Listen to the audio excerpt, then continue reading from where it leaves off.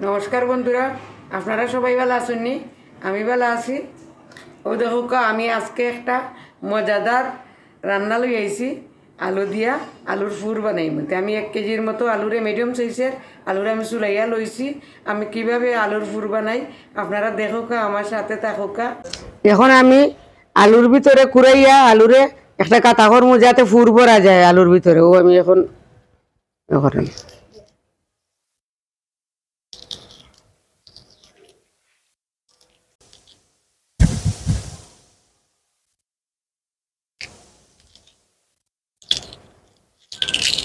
ও দেখুকা আমি চাক্কু ঢুকাইয়া ওলাখান কুড়াইয়া কুড়াইয়া গাতা করছি। ওগুর ভিতরে ফুট ঢুকাইম, ওলাখান সব টাইম বানাইলিম। ওই দেখুকা বন্ধুরা সবটি আলুর ভিতরে আমি গাতা করে লিছি। আর ওই দেখুকা আলুর ভিতর থেকে ও মালাগুন বার করছে।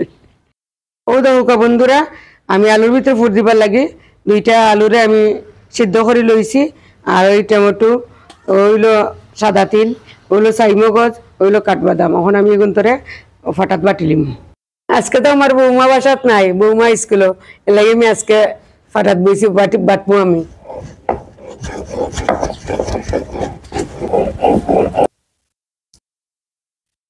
এখন আমার মশলা বাটা শেষ, এখন আমি রান্না বসাই দিব।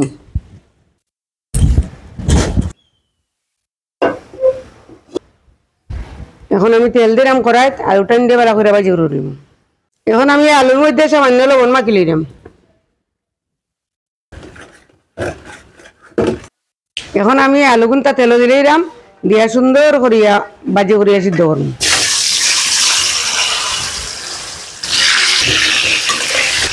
বন্ধুরা আমি খালি লবণ দিয়া বাজরাম, আপনারা যদি চান তো হলুদ দিয়ে অবস্থা করবা। এখন আমি গুড়িয়া দিলাম, আলুটা আস্তে আস্তে ভাজি হইব, সিদ্ধ হইব। ও দেখো বন্ধুরা আমার আলু কত সুন্দর ভাজি হয়েছে, লাল হয়েছে, সিদ্ধ হয়ে গেছে। এখন আমি লামাইলিম।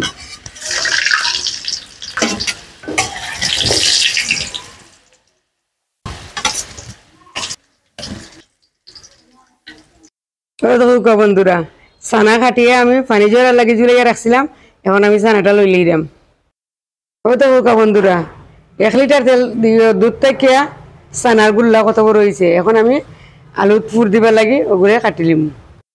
এখন আমি ফুরের লাগি ছানাটারে আমি খসাই দিলাম।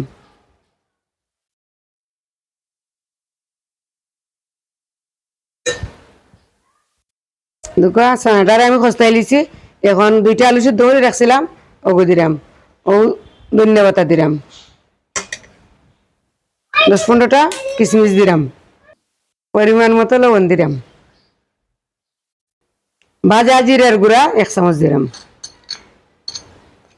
কাঁচামরিচ বাটা 1 চামচ দিলাম। এখন আমি ফুটটারে সুন্দর করে মাখাইলাম।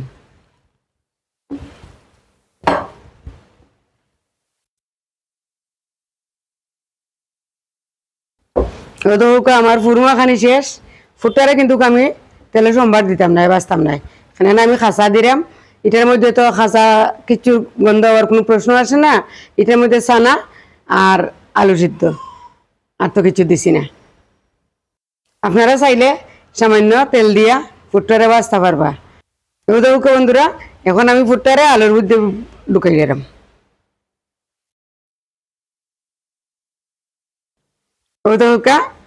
এরকম আমি সবটি আলুর ভিতরে ফুট ঢুকাইলাম। বন্ধুরা আমার সব আলুর ভিতরে ফুট ভরা শেষ। বন্ধুরা আমি কেন 2 চামচ ময়দা আর 2 চামচ কর্নফ্লাওয়ার দিয়ে একটা পিঠালি বানাইছি, যাতে ও ফুটটা বার হয় না, না দিলেও হয়।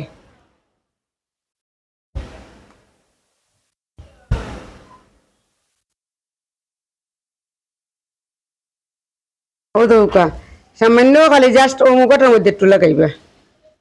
আরে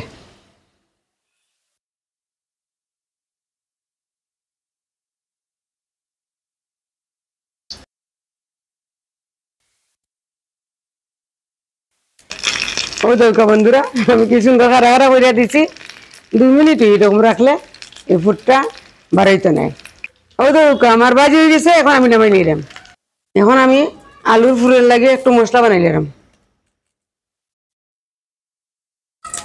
এখন আমি জিরা সোমবার দিলে এরাম আদা দিলাম 1 চামচ। আদাটা আমার বাজি গেছে, ও ধন্য 1 চামচ, আর আমি জিরা 1 চামচ দিয়ে দিলাম। আদাটা বাজি গেছে, এখন আমি সাদা তেল দিলাম 1 চামচ, চাই মগজ 1 চামচ, কাঠবাদাম 1 চামচ। সামান্য একটু জল দিলাম মশলাটা যাতে না পুড়ে। আমি এখন টমেটো পেস্ট দিলে দিলাম, 2টা টমেটো পেস্ট করছি।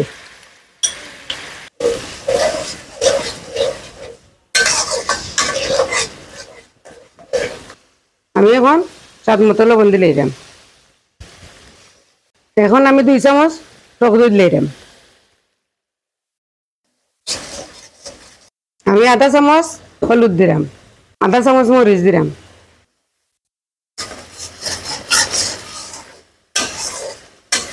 ওই তো বন্ধুরা, আমার মশলার কালারটা কত সুন্দর হয়েছে, আর কি সুন্দর তেল ছাড়িচ্ছে। ওই তো বন্ধুরা, আমার মশলা কত সুন্দর বাচ্ছি, আমি তেল ছাড়িচ্ছে মশলায়। এখন আমি রসুন লাগি 1 কাপ গরম জল দিলাম।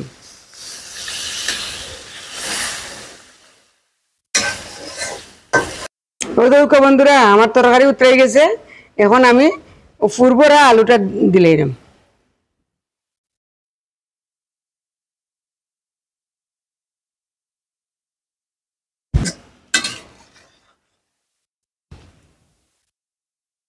বন্ধু এখন আমি 4 চামচে 1 চামচ চিনি দিলে এরাম। আপনারা যদি যে কোনো তরকারি টক দই দিয়ে পাক করেন, তো চিনি দিতেই পারেন। চিনি না দিলে তরকারি ব্যালেন্সটা ঠিক থাকে না। আমি 5টা মিনিট ঘুরিয়ে দিলাম, রসটা আলুর ভিতরে ঢুকুক। দেখো বন্ধুরা, আমার আলুর ফুল রেসিপি রান্না শেষ। তখন আমি গরম মশলা, বাটা গরম মশলা গুলিয়ে দিলাম, আর 1 চামচ ঘি দিয়া আমি লাগাইলিম।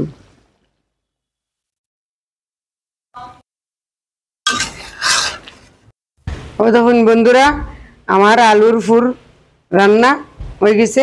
এটারে আবার কাশ্মীরি ফুরও কয় মানুষে, আমরা তো আলুর ফুরই কই। যদি আপনারা রান্না করেন কোনো ইষ্ট কুটুমায় আর নিরামিষের দিন ও রেসিপিটা রান্না করে খাওয়াইন, তারা কত মুগ্ধ হইব যে। একদিন রান্না করে খাইয়া দেখবা। আর যদি আমার রান্না ভালো লাগে, আমার লাইক কমেন্ট শেয়ার দিবা, আমার সাথে থাকবা। টাটা।